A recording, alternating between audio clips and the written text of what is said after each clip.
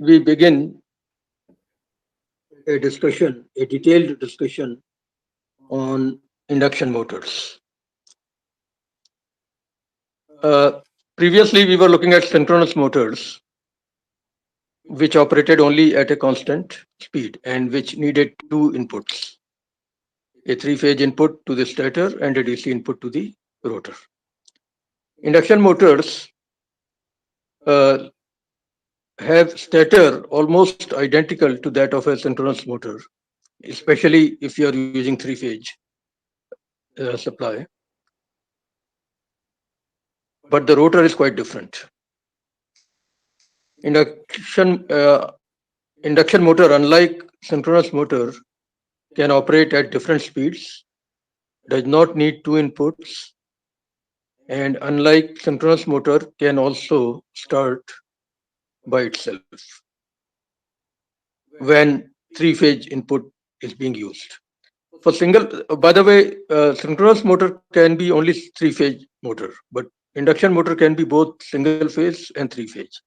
Currently, I'm talking about three-phase induction motor.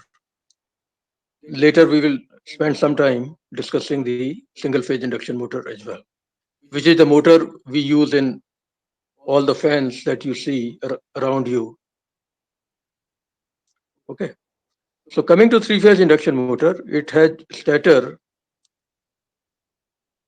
having three-phase windings, either delta connected or Y connected, and it has a rotor whose conductors are short-circuited on both ends by using two different techniques. One is the squirrel cage construction, and the other is what we call, I think, cylindrical construction, or actually salient port construction. Sorry, not salient. Sorry, it is called slip ring construction. I'm sorry about it. Yeah, slip ring construction. So all those details will be seen in the documents that I'm about to start showing. This particular slide is giving you advantages and disadvantages of induction motor. Induction motor is by far more popular than synchronous motor, especially in industry. Okay, these are the pros and cons. The construction conceptually is shown here. You have three-phase stator and a rotor where all the conductors are short-circuited with each other. The three-phase supply to the stator produces a rotating magnetic field, as we saw in case of synchronous motor as well. The speed of that magnetic field is known as synchronous speed. I have been using the symbol capital N with a suffix small s for synchronous speed. In many of the presentations that I'm about to show you, you will see small n instead of capital N. Fine, so be it. The speed, the synchronous speed formula is simple, 120 into F divided by P. We have seen it several times. The rotor, instead of being supplied DC input, operates on a slightly different principle here, though.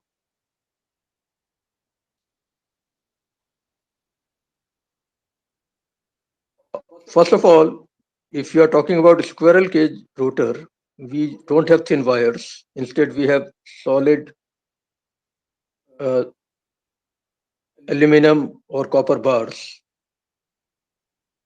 which make a construction which looks like a cage for a squirrel. That's why it is given the name squirrel cage rotor. And the other approach could be that you use regular conductors, no squirrel cage construction, and then you do something else to produce the short circuit instead of rings, which are used in squirrel cage construction.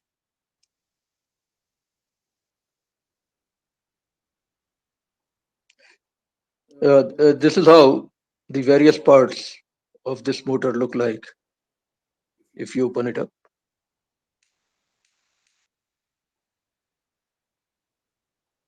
Each part is assembled or is fabricated separately, and then these are brought together to produce the entire motor, which is generally the principle for almost all motors. In fact, most of the machines for that matter. Here is the formula for synchronous speed. I don't know why he's missing the suffix small s. Of course, he's using small n instead of capital N, but suffix small n should have been there on the leftmost formula. Fine. But the equation is simple enough that we know already. The rotor rotates at a speed which is never going to be equal to the synchronous speed, but which in steady state condition becomes very close to synchronous speed.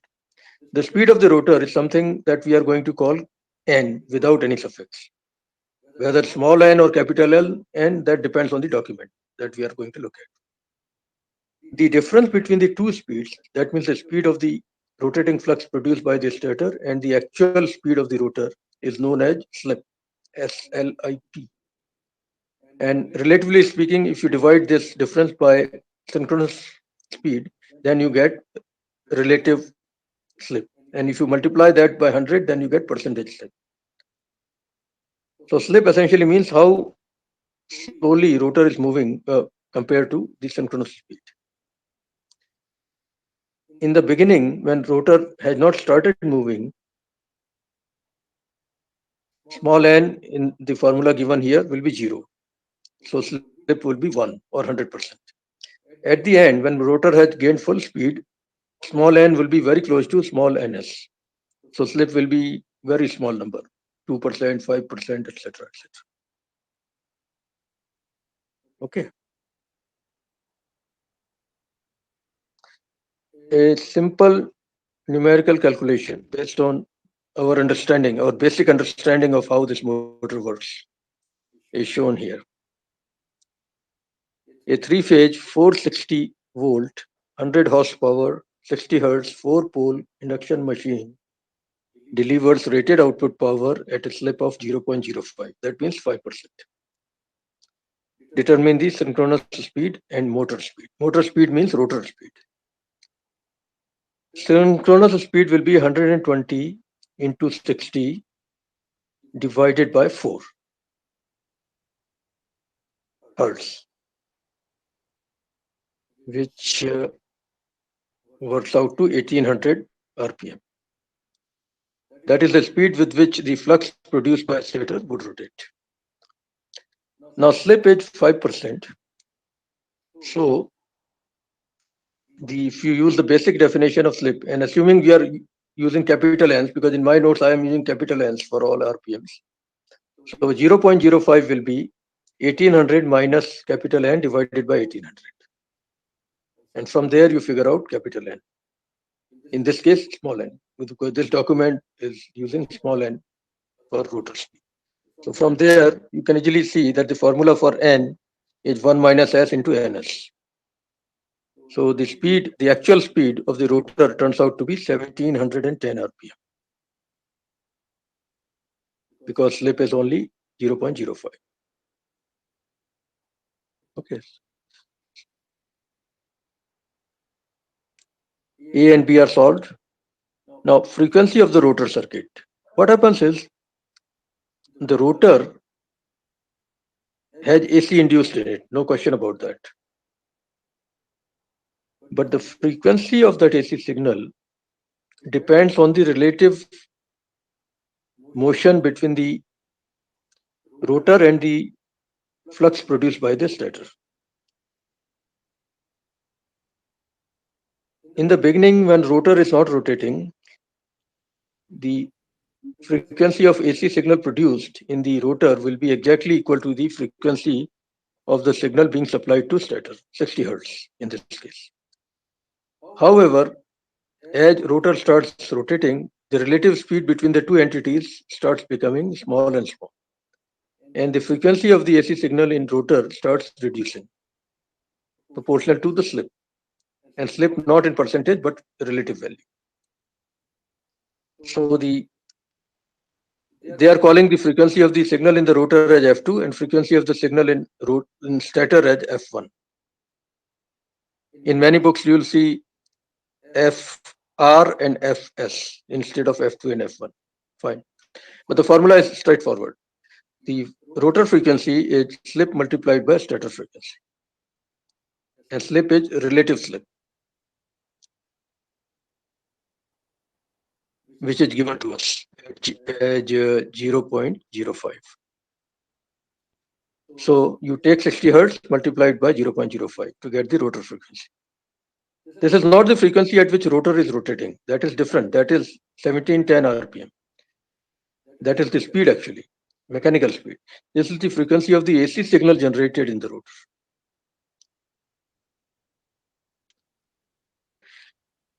Actually, the equivalent circuit of an induction motor is quite similar to that of a transformer.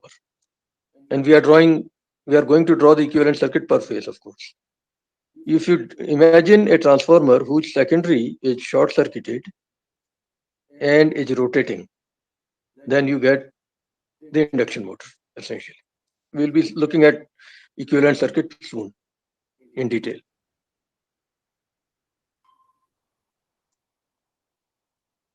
Hello, am I audible? Yes, sir. Good. I've just started talking about induction motor. And what I have done is I've just told you the differences between synchronous motor and induction motor.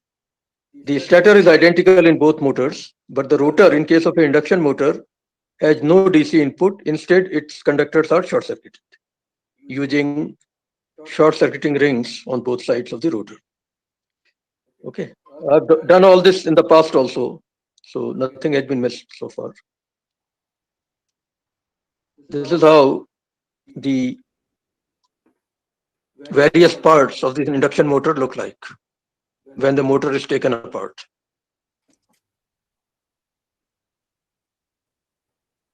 Each part is fabricated separately, and then the motor is built by putting these parts together. This is true for almost all machines. Induction motor is no exception to it. Okay, stator is in the middle, rotor is on the right hand side of the stator, and then you have the shaft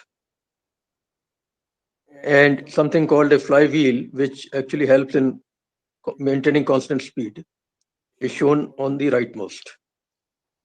And prime mover is basically connected to the shaft. Actually, in this case, there's no prime mover because it's a motor. So basically, the motor will be connecting to mechanical load to run it. Maybe the entity on the rightmost is the mechanical load representation. Okay.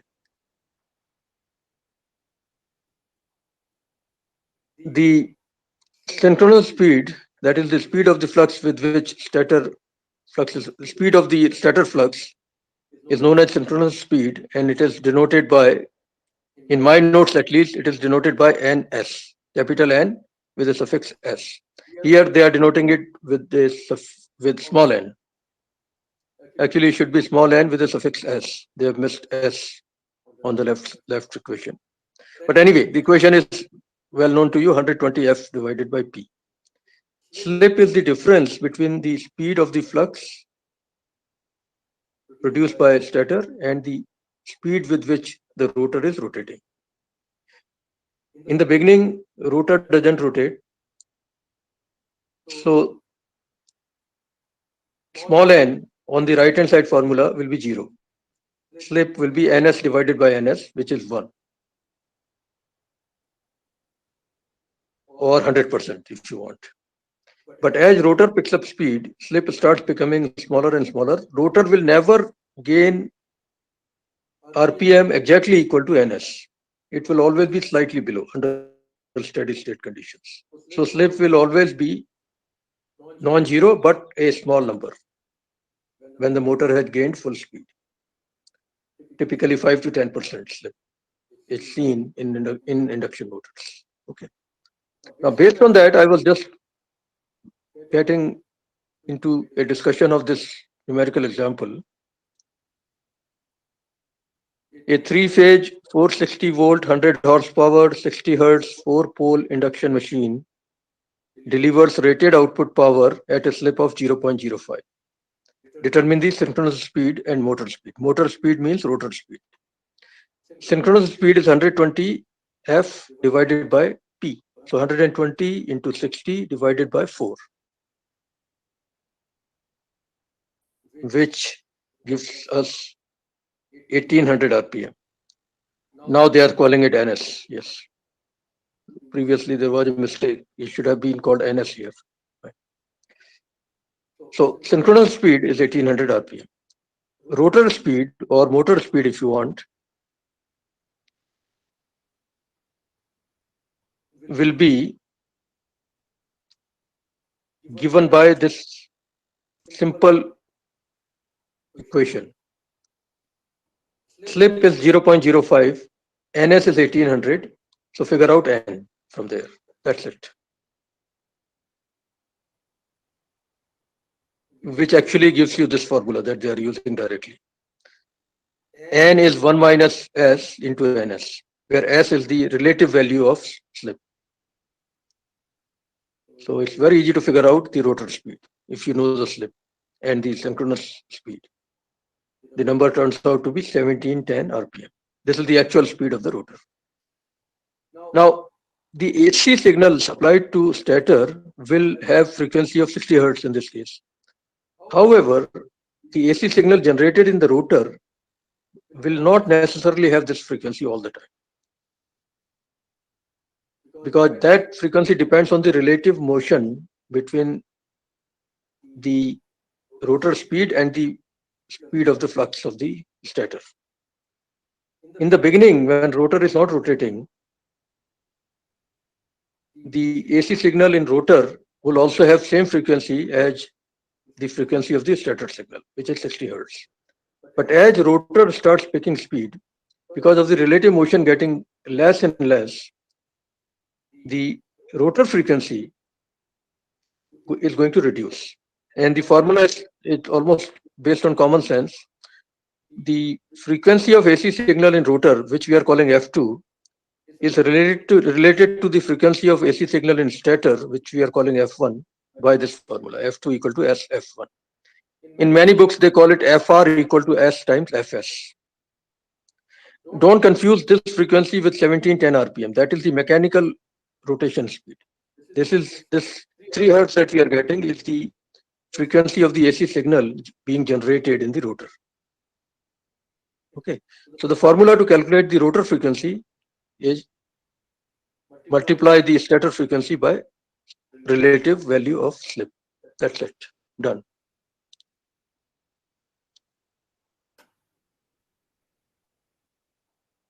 Speed of the rotor field. Okay, rotor field relative to the rotor structure.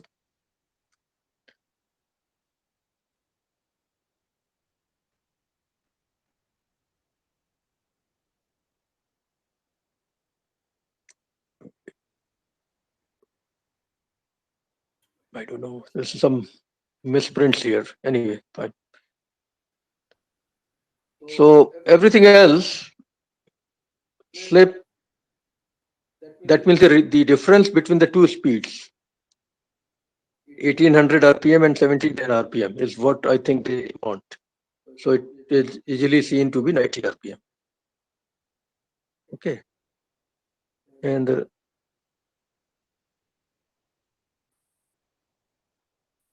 okay, you can ignore the rest for now. I'll come back to all that later once we have gone through our own notes. Okay. Now, equivalent circuit of we are talking a three-phase induction motor right now. Single-phase induction motor is also possible, but right now we are looking at a three-phase induction motor.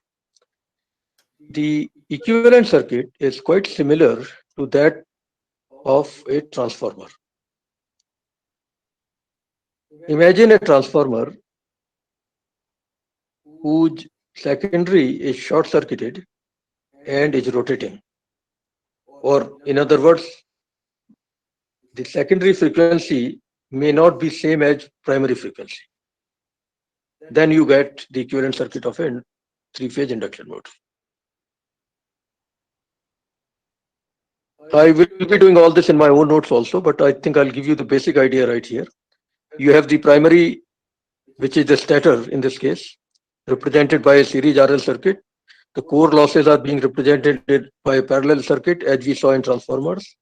Then we have the ideal transformer, which basically represents the transformation or rather coupling of energy through the gap between stator and rotor. That is uh, denoted by an ideal transformer. And then on the secondary side, we put a short circuit in the load, but the secondary winding has its own resistance and inductance. And also the frequency of the signal in secondary winding or rotor winding is going to be changing depending on the slip. So all that leads to the representation of the secondary winding or rotor winding as shown on the right hand side. I'll be doing it later in detail, why we have got two different resistances here. Okay. In this case also open circuit test and short circuit test are possible to calculate all the parameters of the equivalent circuit, but right now let me ignore all that. All these equations will be done later.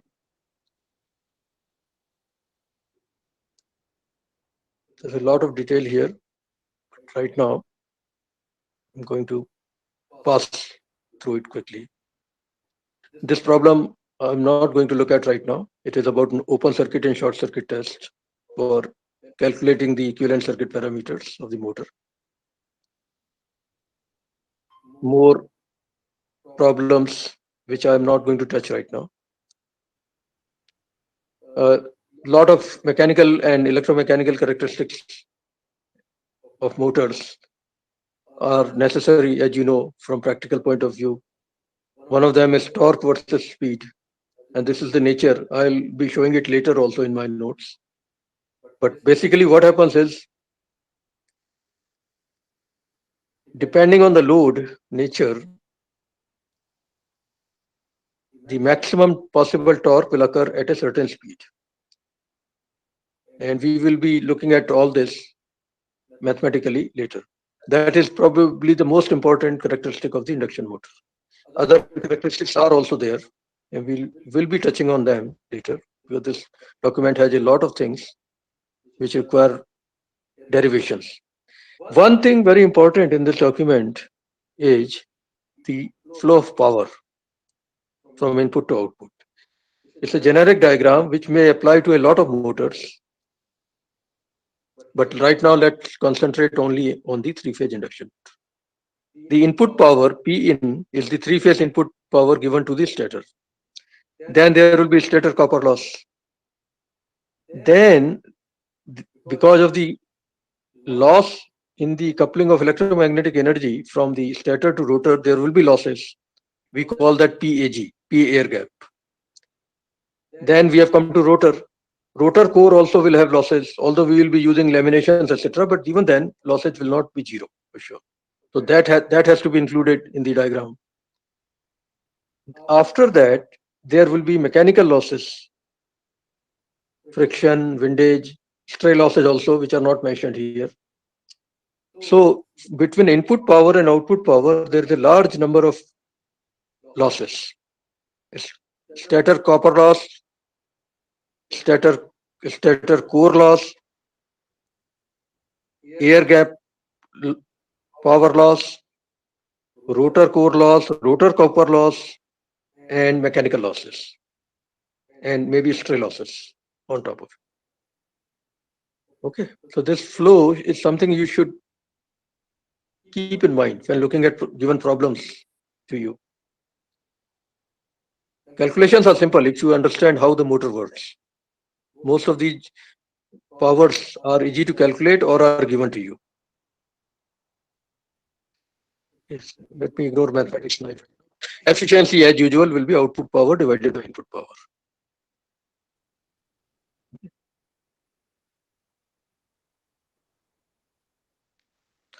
I'm going to ignore the numerical calculations right now. There's a lot of that in this document. Instead, let me jump to another document and then I'll go to my own notes.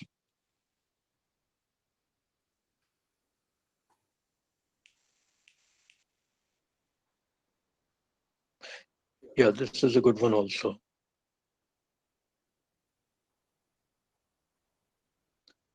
This is how an induction motor looks like.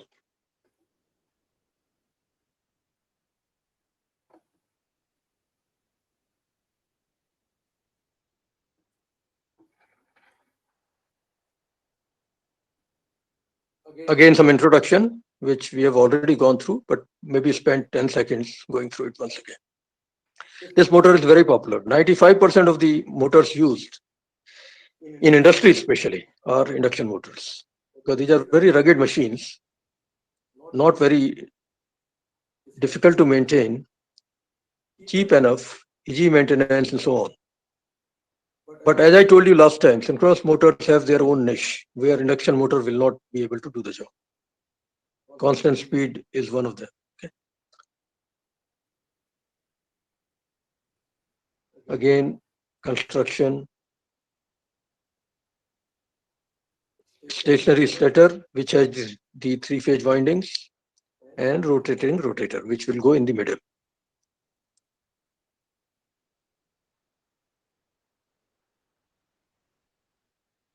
Rotor is composed of punched laminations. I've spoken about laminations several times. I think you know why they are there. They reduce eddy current loss. The rotor windings can be either squirrel cage type or wound type. Squirrel cage is a lot more popular, as we have seen several times.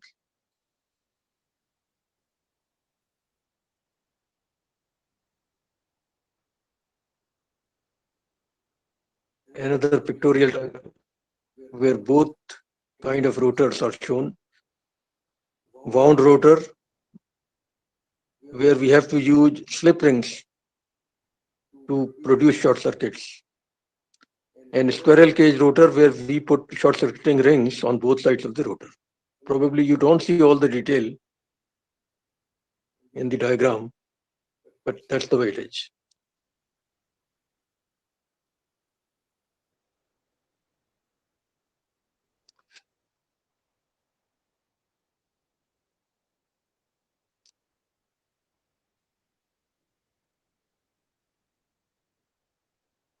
This equation, NS equal to this, we know it already. Let's move forward.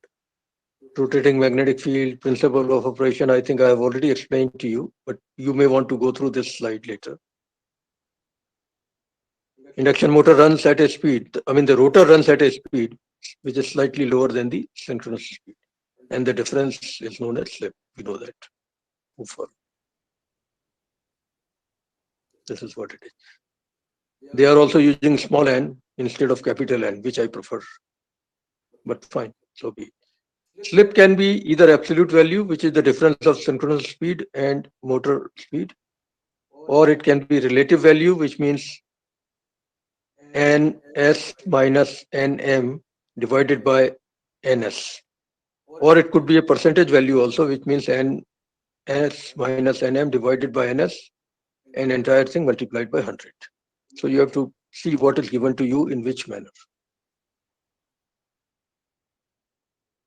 Yeah, this is relative slip. And if you multiply this number by 100, you get percentage slip. In the beginning, NM, symbols are different here compared to previous document. They are calling it NM. That means motor speed. That means rotor speed. In the beginning, NM will be 0.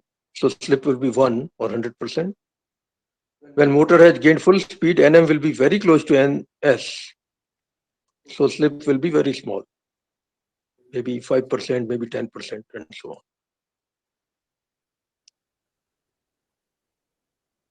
Again, I think this is easy enough to understand if we look at this statement carefully.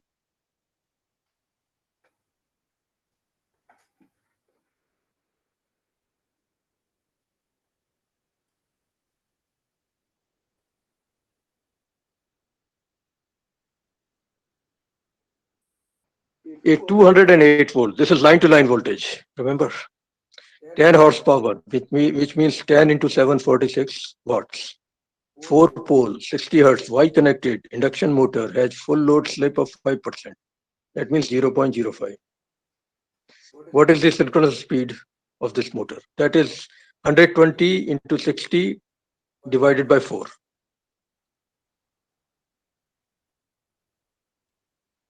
Oh, this problem was solved in the previous document also. Fine, let's go through it once again.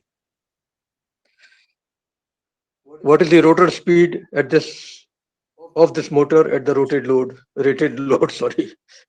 So that is 5% less than 1800 RPM. This is exactly what we solved in the previous document also, 1710 RPM. What is the rotor frequency? That is slip times 60 hertz. Or slip is 0.05. So 0.05 into 60, that is rotor frequency, 3 hertz. And the last question is, what is the shaft torque of this motor at the rated load? The power is 7460 watts at rated load. You know synchronous speed, you know rotor speed, which is 1710 RPM. From there you figure out omega, 2 pi n m divided by 60.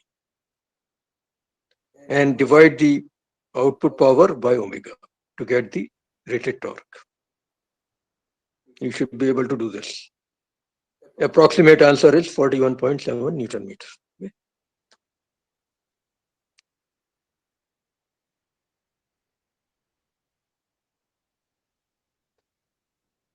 This one is also not that difficult. A 220 volt, 3-phase, 2-pole, 50 hertz induction motor is running at a slip of 5%. Find A, the speed of the magnetic fields in revolutions per minute. Well, what they mean is synchronous speed. So 120 into 50 divided by 2. It's a 2-pole motor, right? Yeah, 3000 RPM is the synchronous speed. The slip speed, actually the speed of the rotor rather, will be 1 minus 0.05 and that result multiplied by 3000.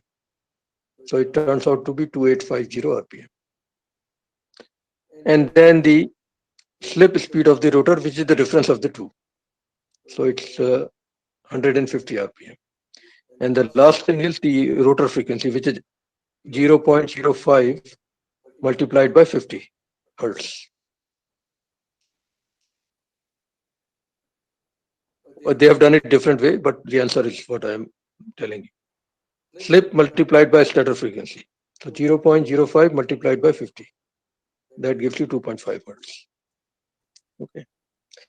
Equivalent circuit, I have already told you in the previous document.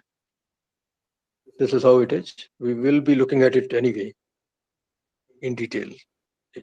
Power loss. Again, we have seen all this in the previous document. These are the losses. Copper loss in the stator, copper loss in the rotor, core loss in the stator, core loss in the rotor, and mechanical losses. One very important thing here is that the rotor frequency is variable. It depends on the slip. So that actually changes the approach we take to calculations. Yeah, this diagram is similar to what we saw in the previous document. They are writing things much more elaborately compared to what they did in the previous document. But essence is exactly the same.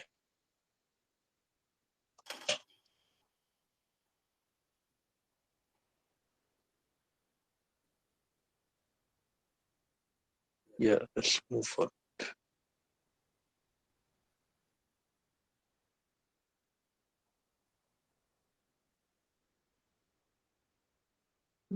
Many more problems are there. I think I'm going to ignore them for now. We have to do many problems later anyway. Okay, so these are the two diagrams, two documents that I thought would be worth a look. This one, I'm not sure if it is worth having a look, but let me just quickly go through. Yeah, it's a very generic diagram, generic document, sorry. It talks about a lot of machines, including a lot of AC machines, including induction machines. Maybe I'll ignore this one. I'll jump to the next one. Yeah, this is probably more important. Here also, uh, things are repeated, but you have a lot more information in terms of construction. That's why I'll spend a few minutes quickly rushing through it.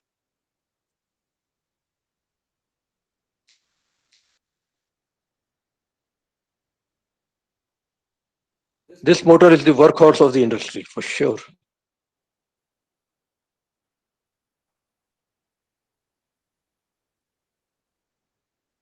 Both three-phase and single-phase constructions are possible. In your homes, the fans that you are using have got single-phase induction motor in them, not three-phase, of course. But a squirrel cage construction is there, that's for sure.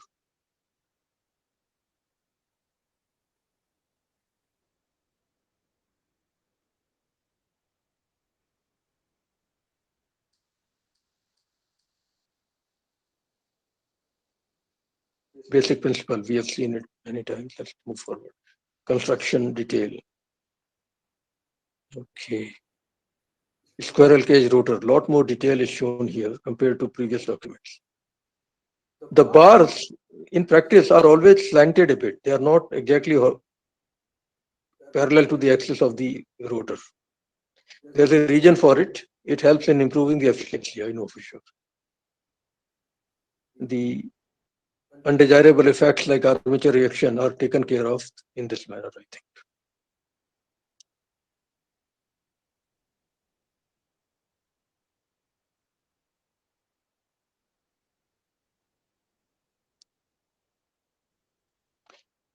Wound rotor construction is slightly different. The short circuiting is not done using rings on both sides, but using actual wires. The advantage is that you have the flexibility of putting extra resistance in the rotor circuit if you are using wound rotor. In case of a squirrel cage rotor, you have done the soldering or welding already. There's no way you can break the rotor circuit and put any additional resistance for speed control in the rotor circuit. That is the disadvantage of squirrel cage construction, that you have no flexibility for controlling the rotor.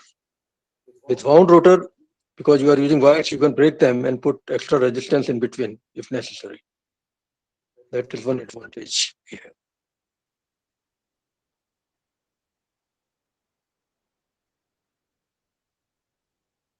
Yeah, they are mentioning all that here.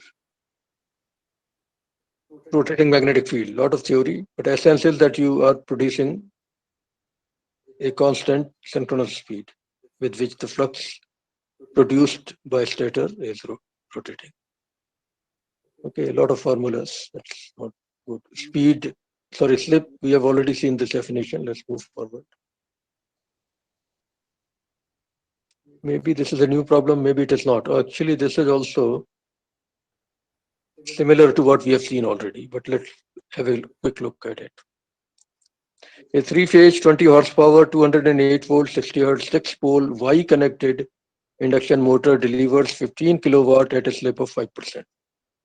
Calculate synchronous speed. So 120 into 60 divided by 6. 1200 RPM. We'll see synchronous speed. Rotor speed will be 5% less. So 1200 into 0.95 essentially. 1140 RPM, right? And frequency of rotor current will be slip multiplied by 60 hertz. Slip is 0.05. So you simply get 3 hertz. That's it, done. This one also should be simple enough.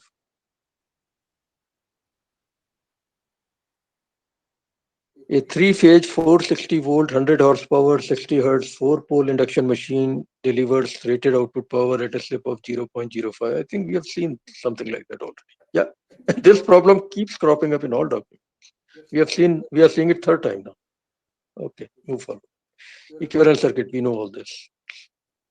Going to, yeah, there's an interesting formula which I have not mentioned so far, which can be used to calculate the rotor voltage. It is similar to the formula we saw in transformers.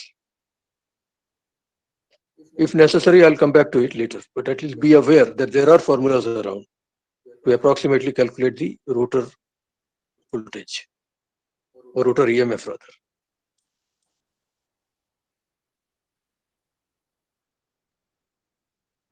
Stator equivalent circuit, of course, is very much similar to the primary circuit or primary equivalent circuit of a transformer. Power flow diagram, well known to us. I'm not going to look at this problem. I'll do it later because I have something similar in my own notes also. How to calculate efficiency and so on.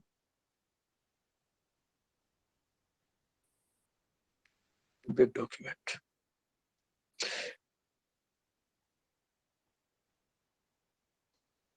I think, yeah, I will see all that later. Okay, so this was number 2. Number 3 is also a summary, at least in the beginning, and then we move to numerical problems. This is the one I would like you to look at very carefully. It has a summary of most of the things that you should know. The majority of AC motors used in industry are of induction type. Fine, we know that. These are rugged motors, have a high degree of reliability, easy to maintain, cheap to construct, and so on. Okay, a lot of things repeated here that you know already, I think.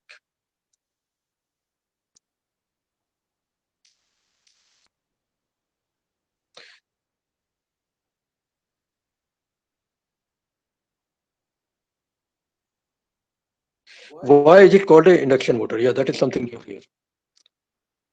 You are using the principle of induction because you are short circuiting the secondary or rotor.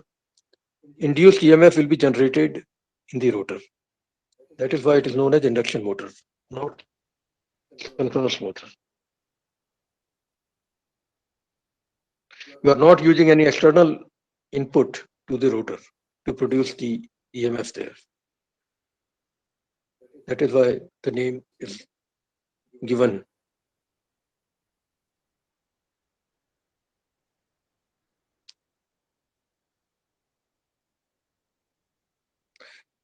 Squirrel cage construction, we have seen it. If you can open the fan in your homes and an old fan, you will see this construction there.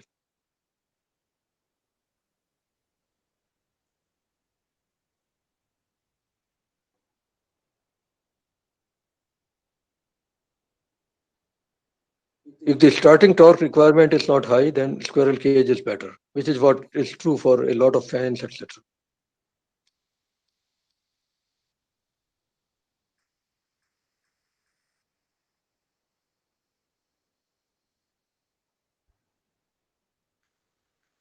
For a wound rotor, where we are not using squirrel cage construction, the winding has 3 phases. They are connected either in star configuration or delta configuration. And 3 slip rings are there, each connected to one of the faces, and so on.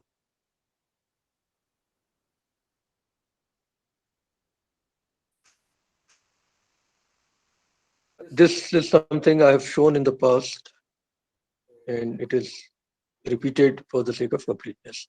Comparison between synchronous motor and 3-phase induction motor. Single phase induction motor is different. Don't think about that here. It is a comparison between synchronous motor and 3-phase induction motor.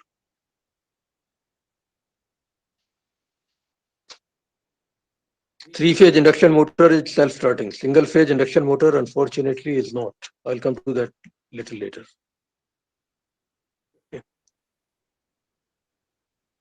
I think I've gone through it reasonably well in the past also. So let me ignore that. This problem Now I think we can relate to a three-phase 440-volt 1000 RPM slip ring induction motor is operating with 4% slip. Okay. The stator current is equal to 30 amperes. Calculate the stator current if the speed of the motor is reduced to 500 RPM using stator voltage control method. Okay, I have not yet talked about speed control, but let me give you the gist of this problem anyway. The stator current has been shown to be proportional to square root of slip as long as the output power is not changing. I will show it later when we have drawn the equivalent circuit. For now, look at it this way. In the beginning, the slip is 4%. So you can calculate the rotor speed because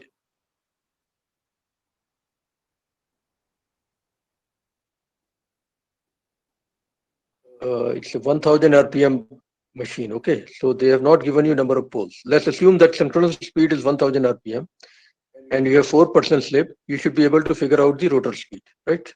From there. And then if the motor, no, I'm sorry, this is not the way.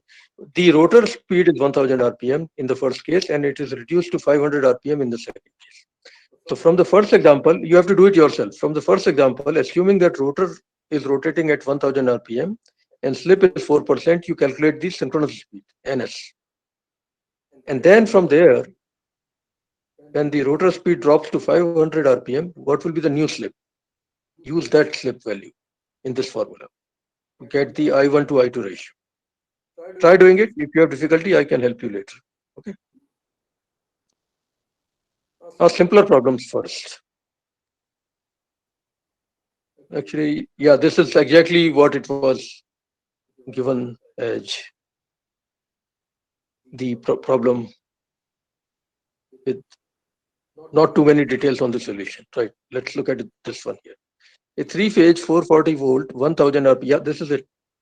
1000 RPM slip ring induction motor is operating at 4%. This is the solution for that problem. Right.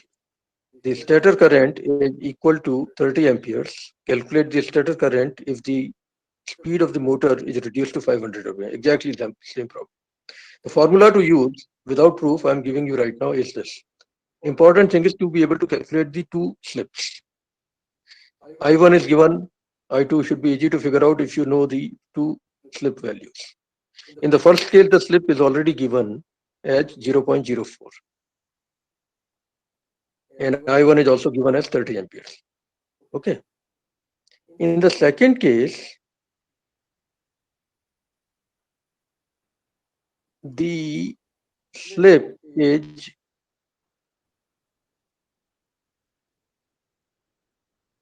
okay. So we are assuming that 1000 RPM is the synchronous value. Okay. Synchronous speed is assumed to be 1000 RPM. This is the assumption. It's not clearly mentioned, but that is what we are assuming. That 1000 RPM mentioned on the nameplate is actually the synchronous, not the rotor speed. That's the assumption. Fine. So if we assume that, then it's easy to figure out S2. Synchronous speed minus actual speed of the motor divided by synchronous speed and the result multiplied by 100 if you want the result in percent. So S2 is 0.5. S1 is 0.04. That's already given to us. Now use the formula straight away. I1 is 30 amperes. So use this. I1 square divided by IT square equal to S1 upon S2. 0.04 divided by 0.5. And from there you figure out I2, the new stator current. The value is 106.06 amperes.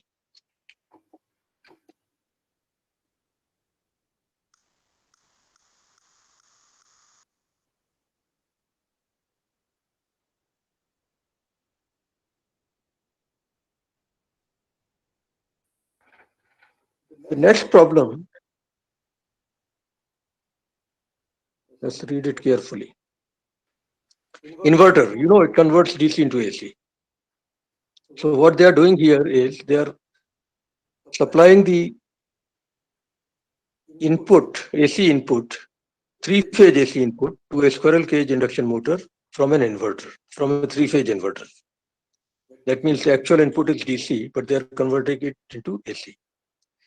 Okay. An inverter feed in a four-pole, three-phase squirrel cage induction motor rated for 400 volt, 50 hertz supply in an inverter feeds. Okay, fine. Okay. Determine the approximate output voltage required from inverter for the motor speed of 1800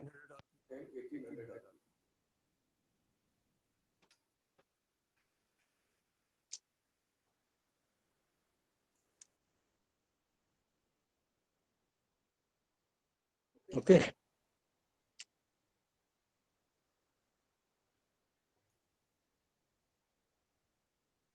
Now, in the first case, the speed is 900 RPM. So you calculate the frequency.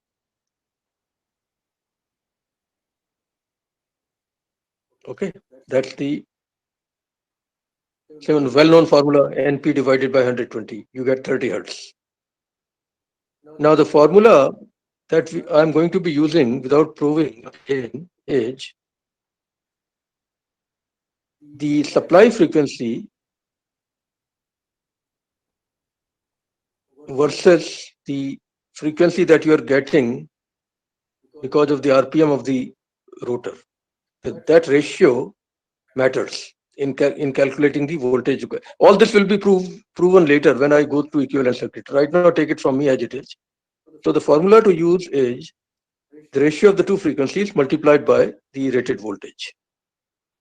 The voltage required becomes less if you want to operate the rotor at a lower frequency.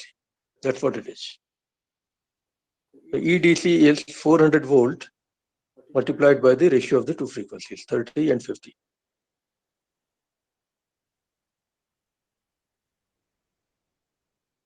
And in the second case also, similar calculations will do the job. Now you have 1800 RPM, so F works out to 60 hertz. You get exactly 480. Not exactly, you get 480. Third one, hopefully you can relate to this a lot better.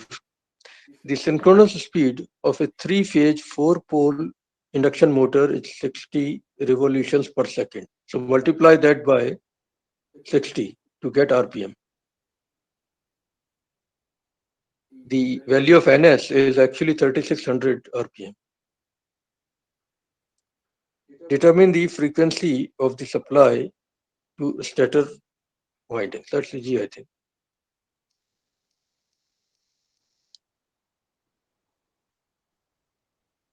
The speed NS is 3600.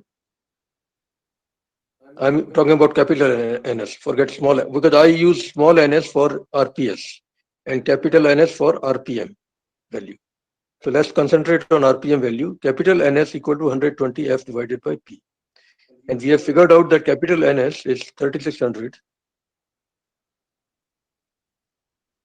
Number of poles is 4. So all you have to do is calculate the frequency. That is the required supply frequency to the stators. It turns out to be 120 hertz. Double check the calculation.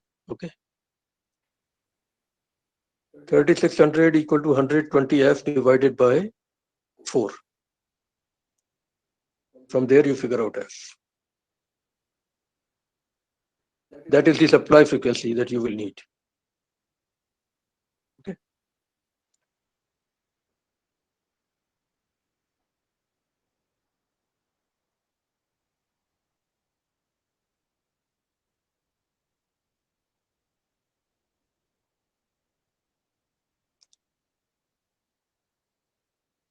Now, next one. The synchronous speed of a three-phase induction motor is 25 RPS. Again, you have to multiply it by 60 to get RPM.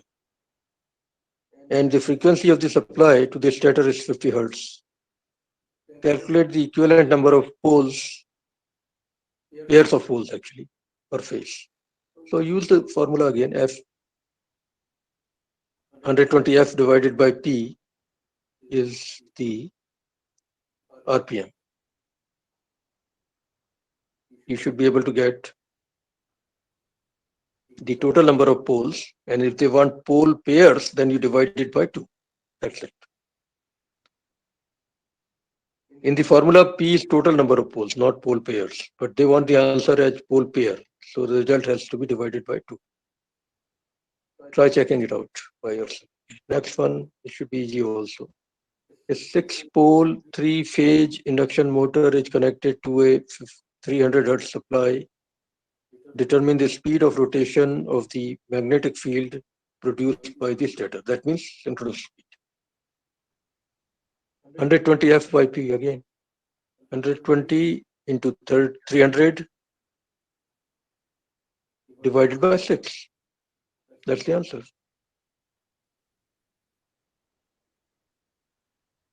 Here we go.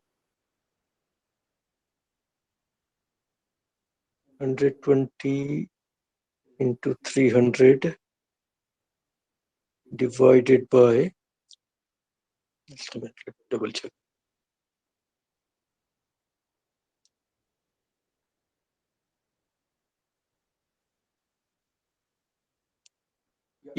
Actually, I'm first calculating RPS. That's why this is confusing. You go straight to RPM, okay? 120 multiplied by 300 divided by 6. You should get 3000 RPM. Simple. Forget small ns. That is RPS value.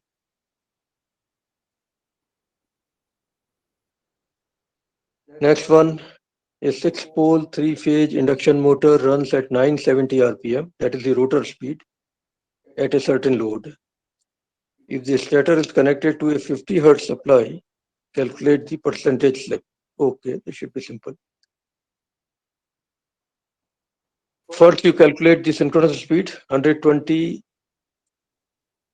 Okay, the frequency is not given. Yeah, it's given actually, yes. 120 into 50 divided by 6. Right here. So synchronous speed is 1000 RPM. The rotor speed is 970 RPM. So you figure out the slip. Very easy. 1000 minus 970, which is 30, divided by 1000 and multiply the result by 100. So you get 3% slip.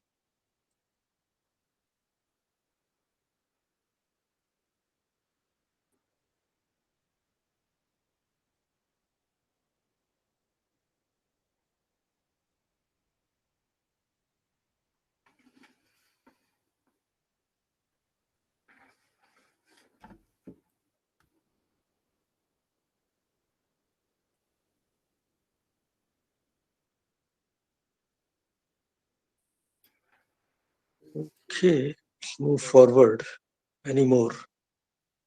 The power supplied to a 3-phase induction motor is 50 kilowatt. That is the input power. Total 3-phase input power. The stator losses. Now, this question specifically is going to deal with power flow in the machine. So pay attention. Calculations are not difficult. It is your understanding of the operation of the motor which is important. The total power supplied to the stator is 50 kilowatt. Fair enough. The stator losses are 2 kilowatt. Okay, so that includes, I guess, copper loss and core loss, everything. Okay, so 50 minus 2 is 48 kilowatt. That would be the power that will be coupled through the air gap to the rotor. Of course, there will be losses in the air gap also. Let's say, okay, the slip is 4%. That is also given to you. So first thing they want is the rotor copper loss and the mechanical power developed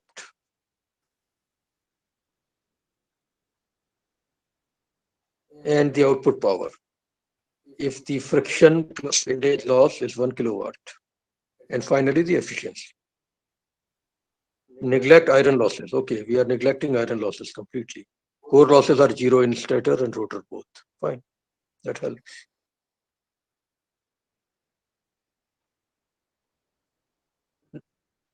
Now, again, I have not proven this. Take it from me. Once we go to equivalent circuit, it will be easy to prove. There's a formula that connects slip, relative slip, to rotor copper loss and rotor input power. Okay.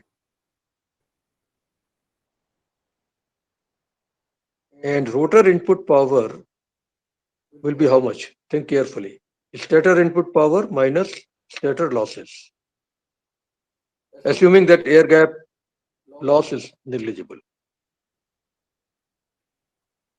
Because they have not given anything about air gap loss. So we will assume it's not there. So rotor input power is actually 50 kilowatt minus 2 kilowatt, which is 48 kilowatt. And slip is given as 0.04, I think. Yeah, 0.04.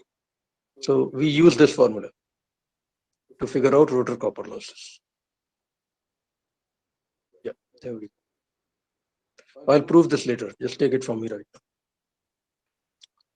Rotor copper loss is going to be 1.92 kilowatt. Iron losses are negligible anyway in both stator and rotor. And air gap losses have been ignored also. They are not talking about them, so we will assume that they are not there. Then the output power of the motor. That means input power minus 2 kilowatt loss minus friction plus windage loss. That will be the output power.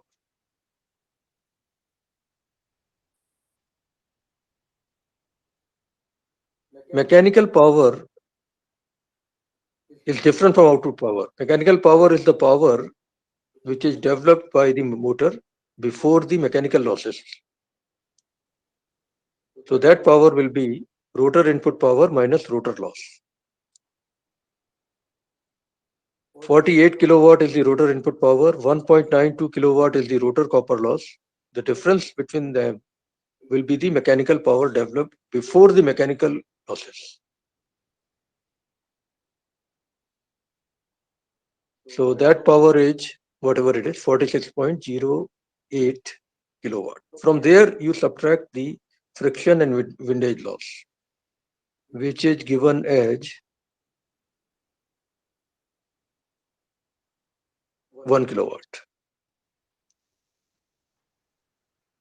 So 46.08 minus 1 gives you 45.08 kilowatt as the actual mechanical power out. This is different from the mechanical power developed, which is actually electrical power developed. Let's put it this way, both are equal at that stage.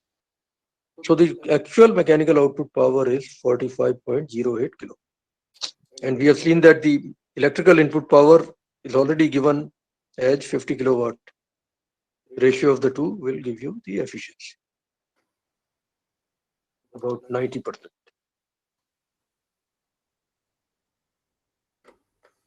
These kind of problems are interesting. They help you in understanding how the motor works from the power point of view.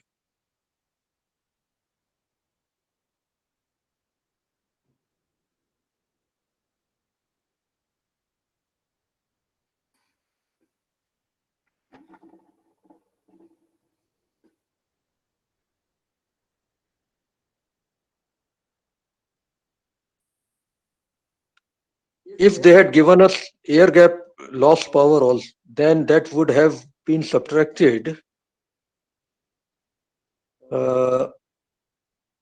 after stator losses, air gap losses will occur. So that 50 minus 2, 48 kilowatt minus air gap losses, if there were any. Right now they have not spoken about it, so we are ignoring.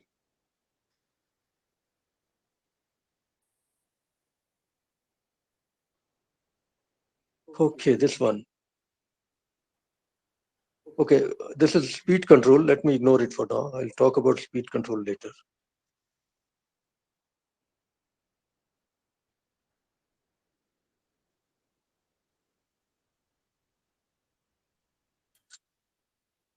Okay, we will ignore this also for now.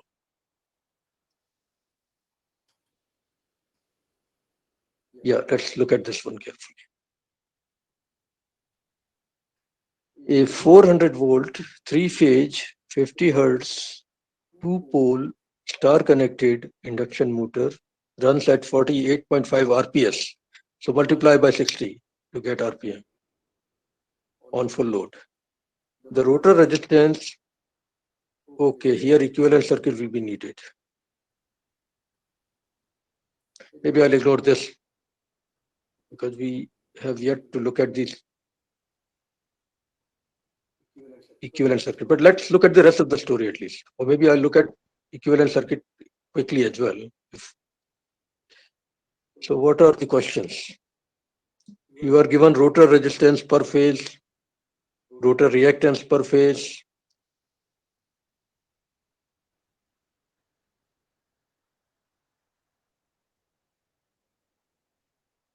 Okay, rotor stator turns ratio. This is where air gap loss occurs. Try to understand the physics of it. When they say 0.8 to 1, what they are saying is the power being inputted to air gap versus power actually getting coupled to rotor. That ratio is 8.8. In transformer, this is called transformation ratio, turns ratio. Here we call it air gap ratio or whatever you want to call it. It is similar to uh, transformation ratio in transformers. So 0.8 to 1 means 20% power is lost when going through air gap. That is what it means. If 100 watt were being fed to the air gap, 80 watt will actually get coupled to the rotor. Okay. Of course, first part is very simple, synchronous speed. That's not difficult at all. 120 into 50 divided by 2.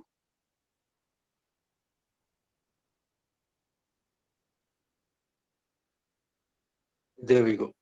3000 RPM. That's synchronous speed. No question about that. B, the slip. Slip is also not that difficult, I think, if they have given us the speed. Yeah, it is rotating at 48.5 RPS. So multiply that by 60 to get the rotor speed. 2910 RPM. So slip is easy to figure out. 3000 minus 2910 and the result divided by 3000 gives you slip in relative terms. And if you multiply by 100, you get percentage value, 3%, I think. So A, B, C, A and B are not difficult at all. C and D, I think I'm going to ignore for now because we need to do some derivations for these equations. What else is there? I think it's, yeah, maximum torque, etc. I'm going to prove all this first.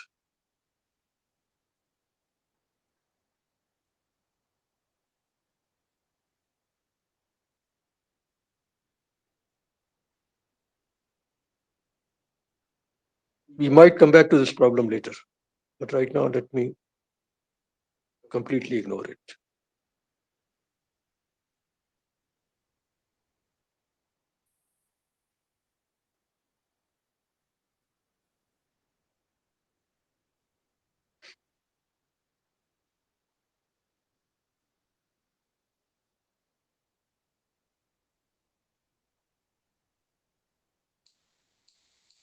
Yes, this problem also I'm going to ignore for now. Now, coming to single phase induction motor, let me give you some basic idea about that motor, which you see in your homes all the time, hidden behind the fan. It is generally squirrel cage in construction for sure, but input is a single phase supply, not a three phase supply. The result of that is that the flux produced in the stator is not rotating.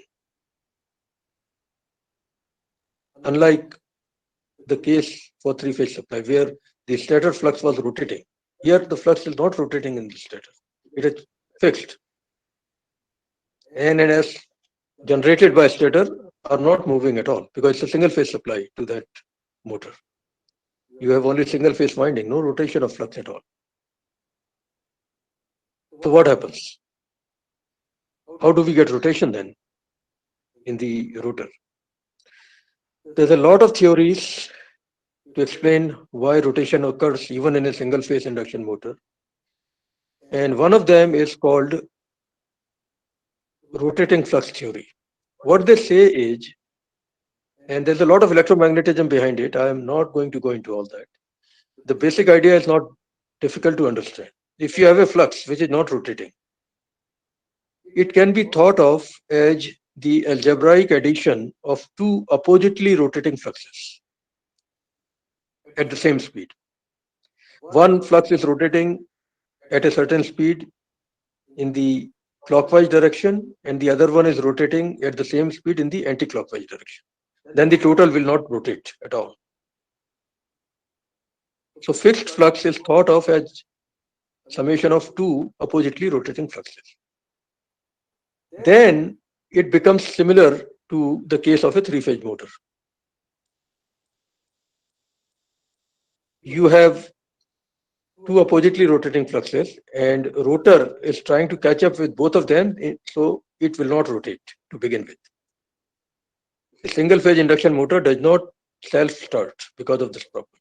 However, if one of the two oppositely rotating fluxes is deliberately weakened by using some extra windings called auxiliary windings, then the flux which is weaker will make the other flux stronger. So the total flux will start rotating in the stator. So the rotor will also start catching up with that flux and will start rotating.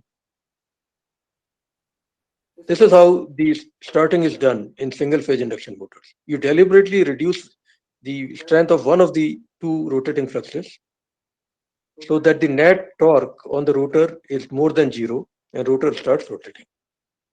And once rotor starts rotating fully, even if you make both the rotating fluxes of the stator equal to each other, the rotation continues to happen. It has been shown theoretically and it is seen experimentally also. So the constant flux and the rotor, they lock with each other and they both keep rotating. Once the rotation starts, the constant flux also lines up with the speed of rotation of the rotor. And they lock with each other. So relatively, there is very little speed, but they both lock with each other and they both continue to rotate because of inertia. That is the theory. Hope I'm able to explain it well. Otherwise, there is a lot of documents I can refer you to. Anyway, single phase induction motor is probably more for domestic use than for industry use. And there is some interesting comparison given here in this table that I have written. Let me just go through these carefully. Single phase induction motor. Squirrel cage rotor is used for sure. Stator has single phase windings. There is something called main winding and there is something called auxiliary winding. Okay. Stator flux is alternating in polarity. That means north and south poles keep alternating, but they don't rotate, which can be mathematically represented as the sum total of two constantly revolving fluxes of opposite revolution. The two oppositely revolving fluxes produce zero net torque on the rotor. The single phase induction motor is thus not self-starting. Three phase induction motor is. Single phase induction motor is not. So what we do is we use an auxiliary winding which is initially excited and cancels one of the two rotating fluxes, not fully maybe, partially maybe okay. The rotor thus starts rotating because it tries to catch up with the main flux now, which is rotating. As rotor attains full speed, the auxiliary winding is slowly de-energized. It's not written here clearly, it's de-energized. So when fully running rotor, the net torque on the rotor is still enough to keep the rotation going permanently. That's the theory. Now, as far as the comparison is concerned, single phase induction motor is definitely simpler in construction compared to three phase induction motor because only single phase winding is there. Low power factor, that is a disadvantage for a single phase induction motor. But for lower power applications like in homes, it is probably not such a bad thing. 50% less output power than the similar three phase induction motor. It has to be proven, but just take it from me right now. Lower starting torque, but again for fans, etc., it is okay. It has lower efficiency, but again, we live with that. Lower cost, which is a significant advantage over three phase induction motor. Now, this is something that probably we will not get time for in details, but at least remember the names. There is a large variety of single phase induction motors available in the market. Split phase, capacitor started, inductor run, capacitor start, capacitor run, inductor start, and so on. Shaded pole motor is the one I know, which is commonly used in domestic fans. Uh, there's a reason why the word shaded is there, which means part of the pole winding, it's shaded. I'll show you through a schematic next time what shading means. But important thing is that you should remember that a large variety of single phase induction motors are available in the market. Each demands thorough discussion. If we had time, we could have done it. The most commonly used one is the shaded pole induction motor, as far as the single phase construction is concerned. Next time, I'll show you a 3D picture of it. Actually, there's something written here already. It's a small squirrel cage motor in which the auxiliary winding is composed of a copper ring or bar, yes, which surrounds part of the each of the pole. So basically, a part of the pole is shaded. That means it has an extra winding on it. That is why the word shaded pole has come in. Okay. That part of the coil is known as shading coil. It kind of shadows the pole over that portion.